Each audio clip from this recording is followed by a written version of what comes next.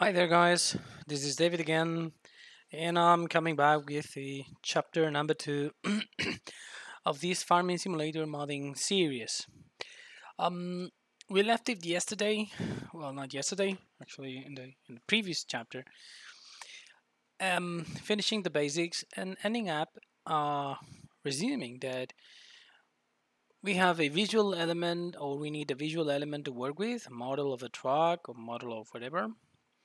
Then we need a 3D editor to prepare it for the game engine, a 3D editor that is using the game engine to prepare our visuals to be recognized by the game, and finally a text editor to write down and let the game know how our mod is going to work. Today we are going to review the environment that we need to do that properly.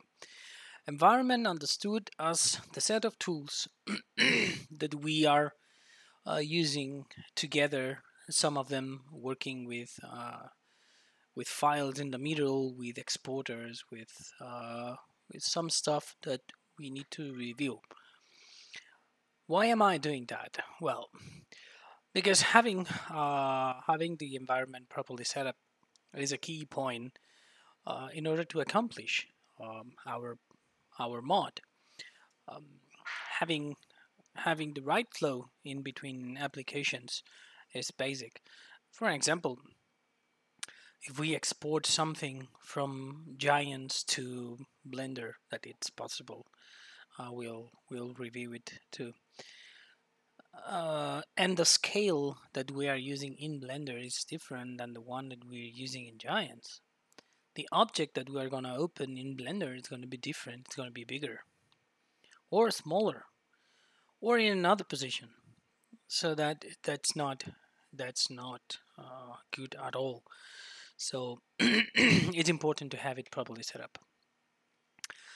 Then it's also important to know that it's not everything is the same. That's the environment in the way that I've set it up.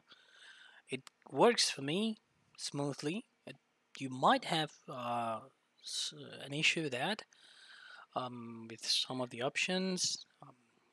Please understand that I can't control all the setups, and it is very important to understand that it is a vast amount of configurations of computers around, and your speed and performance depends entirely on your machine and how the environment is set up. For example, if you have a classic hard drive, mechanic hard drive, it's gonna be slower to read and write.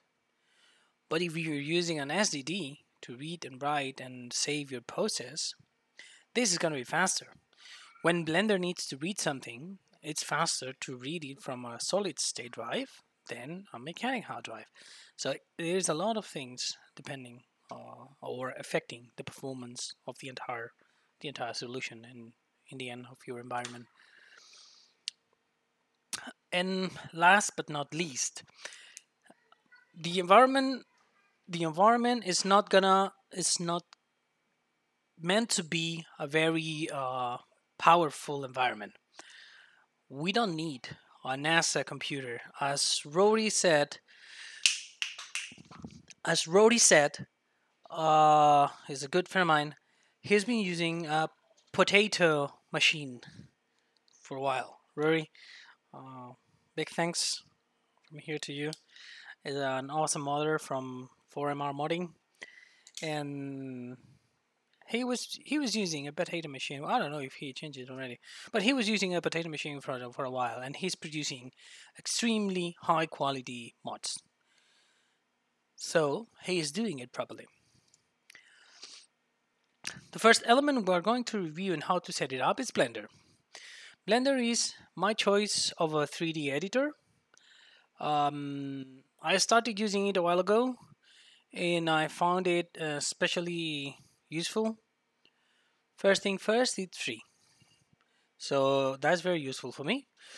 And well, for a lot of people, because it's one of the tools that it's used worldwide and it's very powerful. It's a little bit different from other environments, but it's very powerful. As I said, it's free. You have the link on the description to download it. The link I'm gonna post is pointing to the version 2.79b. Uh, be reminded that shortcuts, actions depend on the version. So that's the version I'm gonna be using in this modding series, and further on in another set of videos that I might do. But it's important. Um, Feel free to use any other version. I mean, I'm not here to sell you anything besides Blender's free. But it's gonna be difficult for you to understand or to follow the tutorials if you're not using the same versions that I'm using. So again, feel free to use the version you prefer. I recommend 279b. The installation, not gonna review it, not gonna do it manually step by step. Blender is easily installed. You just click, next, and that's installed. Just make sure to to choose a solid state drive if you have it to install Blender, because it runs faster and smoother there. The configuration of the environment in Blender is a key point. We name it the viewport or the scenograph, or well, in the end, it's what you see when you open the software. When you open Blender, how the windows are placed in Blender is key to mod, because Blender has a lot of different purposes. You can sculpt, you can do animations, you can do a lot of stuff.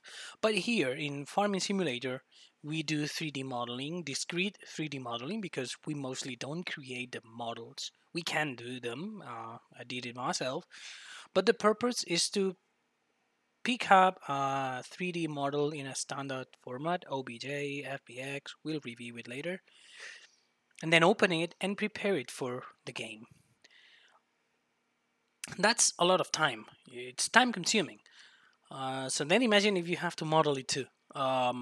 Purpose here is to get something that is already modeled and adapt it to the in-game engine, materialize it, edit, maybe reduce the poly count, maybe increase it depending on the model.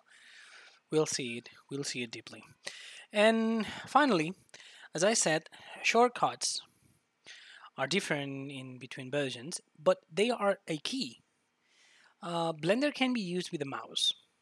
If you are the typical mouse guy, okay, you're good to go. But if you are using a mouse with one hand and you are kind of able to use your other hand in the keyboard, it's gonna help you a lot. I'm posting here the link of the shortcuts. They were produced by Blender Guru. It's master in Blender. I'll show it later in a in a different screen. But this is his keyboard shortcut guide, and you have everything here, right? So how to go to the selected object, the properties bar. When you are in object mode, we will review what that means. Object mode, selection, edit mode, rendering, nodes. We will review that, okay? But just for you to have a guide on how the shortcuts are set in Blender. So there you have them. Then the key elements, the Blender interface. Blender interface is a friendly interface, but as we said, it's key to set it up properly. Set it up properly means that the window distribution and the checkboxes marked when you open Blender are important. It happened to me a lot of times that I started to do a mod, and for some reason I forgot to click on somewhere. And when I went to export it uh, to to the Giants editor, it didn't work. Gave me an issue. Or then when I open it in with the Giant editor, it's not what it should be, because I forgot that. Okay. Windows distribution, as known in Blender as startup configuration, can take a little bit of time to set it up. So what I did is I'm going to share my startup configuration with you. So you can download it afterwards in the description of the video, and you have to place it here where it says in more recent versions of Windows it will be blah blah blah. Okay, so we have to go to see users, your username, application data, roaming, Blender Foundation, Blender, the version of Blender, and configuration. In this folder, you're gonna copy paste my startup configuration, and just be reminded that app data is a hidden folder. So how do you access it? Okay, imagine that that's your computer. Okay, that's your computer here, and you go. It says C users username application data. Okay, we go C users David May, and here we try to find application data, but it's not here. How? Why? How do we fix that? Damn it, I can't. No, don't worry. Just go in to the top, introduce an additional backslash, and just type application data. Enter, and it's gonna get into the hidden folder. Then you follow the path. It says roaming, Blender Foundation, Blender 279, configuration, and you're gonna paste here the file I've sent to you. Or if you download it, of course. If you don't, go and do it. So what's gonna happen when you do that? Well, when you do that, you're forcing Blender to load a predefined setup. Okay, so how does it look like? Okay, it's gonna look like. Let me see if I have Blender open yet. No, I don't have it, but no, don't worry, I'm gonna open it. So that's what's gonna happen. It's gonna open Blender 279B with this 3D view on the left, with this cross or cursor set in the center, and with this uh, side window in here. With these materials open, we set it up all these later, don't worry. With the scenograph options here, and mostly ready to go. With the Giants i3D exporter loaded, if you install it. If you don't worry, we'll review it later in this video. So basically, you are ready to start loading a model. Okay, I can go then into file, import. I'm gonna import, I don't know, an OBJ, and I'm pretty sure I have something here, well, a lot of here. So I'm gonna open, I don't know, oh, well, this one, for example, the Blazor. Okay, that's what I was saying. Now it's loading. That's real time. I'm not gonna cut off the video. I'm not gonna edit and just continue when it's loaded. No, I want you to see how many time it's taking to me and how many time it might take to you. Just don't go crazy waiting. Again, be reminded, Blender is a free software. Okay, so there is a lot of things that could be optimized, but well, it is what it is. Okay, that's crazy. That's so big. Don't worry, because now I'm gonna press some keys in here that might not allow you to follow. But I'm gonna scale it down. Press S again. Okay, and I'm gonna move around. That's a Blazor 79. Okay. I don't like how it looks, so I'm gonna rotate it here. And well, that's a nice Blazor. Okay, so that's everything in Blender. It has a potato chassis. Don't worry, if I ever work on this model, it's not gonna have a potato chassis. And it has also a potato interior. When I say potato, it's because it's just crap. Okay, model is fine on the outside, but in the inside it's just crap. Okay, just leave Blender here for a minute. I'm gonna press Ctrl N to reset the startup file, and here we are where we started. Go back to the presentation. So in Blender, you need some basic concepts. When we do the edit of the mod and we start doing the full truck in Blender, I'm gonna go slowly, concept by concept. But it'll be good if you could go to Blender Guru in YouTube, and he's just awesome. This guy does extremely good tutorials. I've learned most everything I knew. I've knew almost everything I know in Blender thanks to Andrew.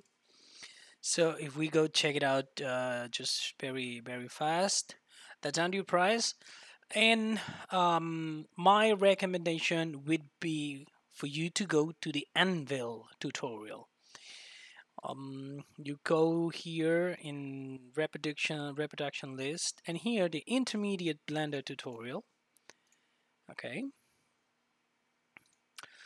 so you have here how to model an anvil, and it's going to show you very slowly how to do it and how to get into this result in the end. Now when I paint, you'll see that they're Okay, all he's even painting here. I mean, he's awesome. Okay, so in the end, that's his anvil.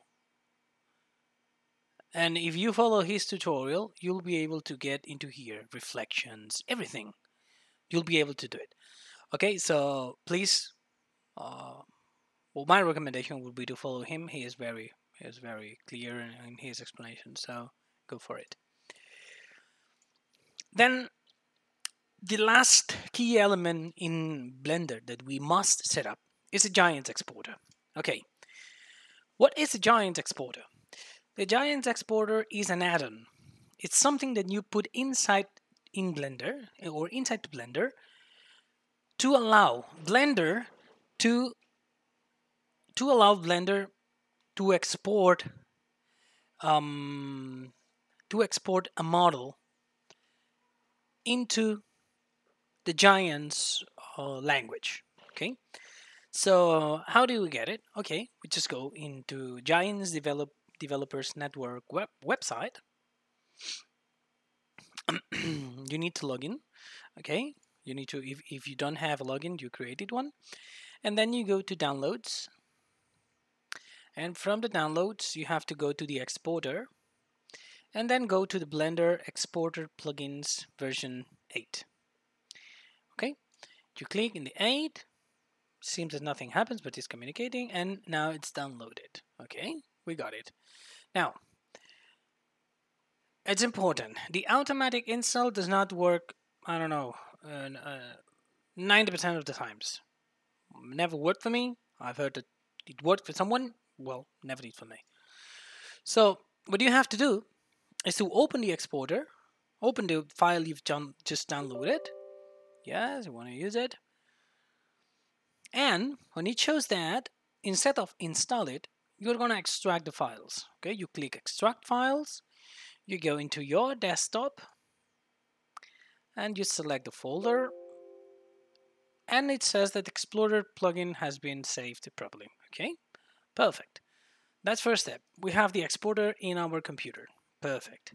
Now, what else? Okay, we need to open Blender.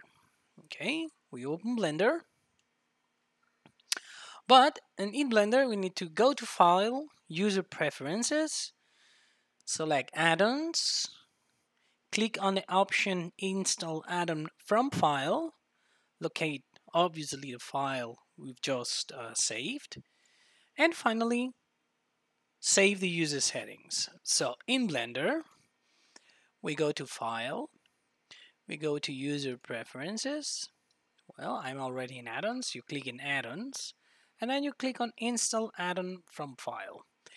That's the Blender navigation. It takes a little bit of time to get used to it. Usually you have major or most used shortcuts in here, all your system bookmarks, and then you can create your own bookmarks. Okay, so we have in desktop the i3D exporter. Okay, we click install add-on, and there we have it. It says 7.1. Don't worry, it's because Giants is lazy updating the version number. But there we have it. That's the Giants i3D exporter plugin installed. Okay, we click save user settings. We can close that. So how do we open it? Okay, well, here at the top, if you did it properly, here at the top is going to show this Giants i3D menu. So you click in here and you click on the i3D exporter. And you're going to see here in this central bar, if you're using my startup in Blender, in the end, it's going to appear this Giants i3D exporter. Okay? This Giants i3D exporter has a lot of properties. But first thing you have to do, or review, is go to attributes and make sure that you have marked cast shadows and receive shadows. Otherwise, you will have to mark one by one these two clicks, object by object, in Giants Editor. And it's just, excuse me for the bad word, pain in the ass. So make sure you click cast shadows, receive shadows, and you save current and apply selected. Okay, when you've done that, make sure you click Control U, and let me put the mouse in here, Control U, and it's gonna ask you, do you want to save the startup file? Yes, I do. Okay, so next time you open, these two checks are going to be marked. Among others, for example, backface cooling. What that means, don't worry. There's a lot of concepts to learn, but basically, the backface cooling is allowing us to see when there is a face that it does not have a counter face. So if we click, let me make this a little bit bigger. Okay, then I'm gonna see 70. Control U, yes. Okay, so I'm gonna add a plane. Okay, and I'm gonna drag it with this blue arrow to the top. Now I'm gonna click the dot on the numpad to get closer to the element. So with backface cooling, we see that we can see through this plane. If we go below the plane, that's transparent, that's backface cooling. It allows us to see when a face is only in one side of 4 vertices. If we don't have it marked, we see black faces or even gray faces. So we can think that we are okay, and when we export it to Giants, everything is transparent because we've been working on the wrong face of the model. Okay, so make sure backface cooling always marked. Don't worry if you don't understand everything just right now. That's not a Blender tutorial, just setting up everything for you to not have issues. Issues that I've been through, issues that a lot of people have been through. So if you follow my instructions, you will not end up with a transparent model in Giants. Again, we load our startup file, and there we are. Okay, so what else? We set up the Giants exporter. Okay, now the Giants editor. I'm going to work with Giants editor version 8.2. There's been some people reporting some issues with 8.2. I have not experienced them myself, so I'm using it. If that changes, then I will report it and I will update it. But so far, version 8.2. How do I get it? My recommendation, get it from the source. Again, we go to the Giants Developers Network, and again you log in, blah blah blah, then you go to downloads, and then you go here. You have the 8.1 and the 8.2. You click on the 8.2, it's going to download, boop boop boop. Then you have it, and then you're gonna install it. Next, next, next. It's very important. Okay? It's very important that the game must be installed first. Why? Because, and it can sound obvious, but it's not. There is a lot of people that install that likes to start a house from the roof, and it's wrong. So first the game, then the editor. And well, as soon as you follow the instructions, we need to open the Giants editor. And this is how Giants editor look like if it wants to open. There it goes. Where is it? Here. Okay. Okay, that's Giants editor. Oops, it opened the 8.1. Don't worry, I have both. So that's the Giants editor. Okay, it has the stenograph in here with all the items that you will have. That's the viewport, and now it shows nothing because there's nothing loaded. Let me show the grid for you to not get lost. Okay, that's a grid. Okay. Again, it's a 3D editor. There is also several shortcuts. I'm gonna post also a link to the shortcuts. But that's how it looked like. We are not teaching Giant Editor right now. I just want you to have it properly set up. Okay, so for that, first thing first, we go to Files, we go to Preferences, and we make sure that the scaling here is set to 1. Why? Because as you saw in your screens, if you're doing it right now, that's going to be set to 100. So what happens is, if you export something from Blender to Giants, and then you do it backwards, you take something from Giants and you export it, it's going to be 100 times bigger. And that's a problem. Of course, that's a problem because it's not going to be even in the same position. It's going to be just 100 times bigger. So please, set this one to 1. Now, if you have installed already the Notepad++, please make sure that you go in here and you select where you have it installed. If don't worry. We'll figure it out later. Okay? That's it. You don't need to change anything else. These parameters, everything else is just fine. Okay, so just go, set to 1, apply, and okay. And you're good to go. Then, preferences, follow instructions to finish, scale to 1, apply and okay. And now the viewport. The viewport is what you see right now, the software, how you see these screens. Okay, so to me, it's very important to have the materials, the shaders, and the attributes. You can drag them and place them wherever you want. That's how I work. And since I'm going to do edits and the full mod in this series, it'll be good if you follow. Not if you don't like it, don't do it just one by one, not exactly as I do. But it's gonna be difficult to follow if you have the materials in another place and I'm changing materials and you don't know where your materials are. Okay, so in terms of visual comprehension, if you have it set up as I do, it's gonna be easier to follow and to understand.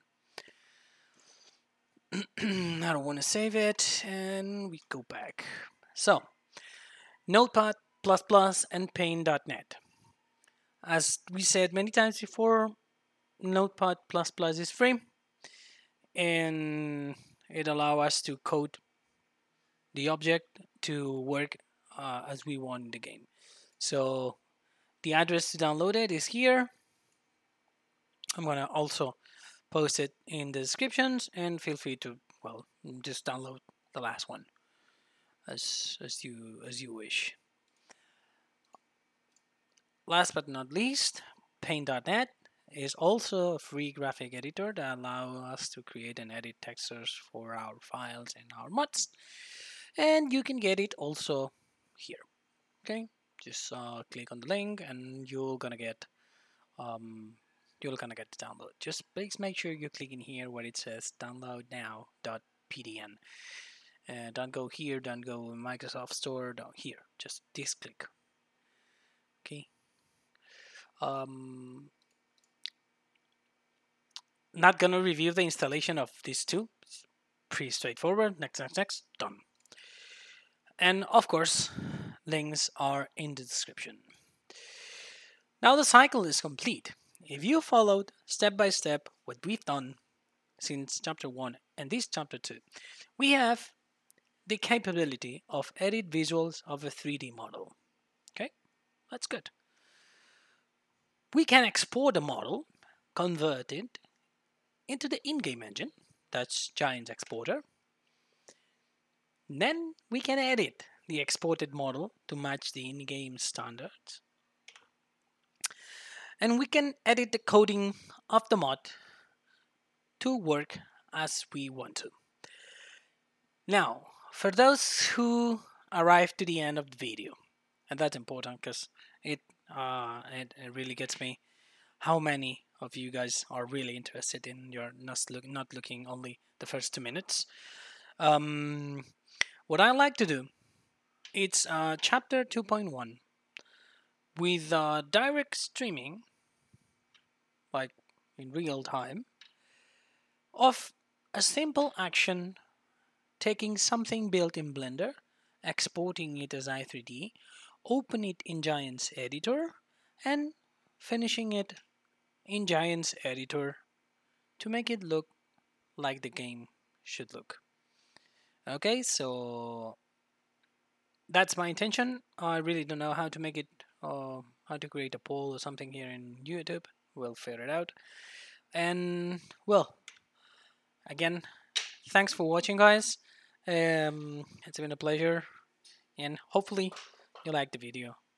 And we'll be waiting for the next one. Take care, guys. Bye.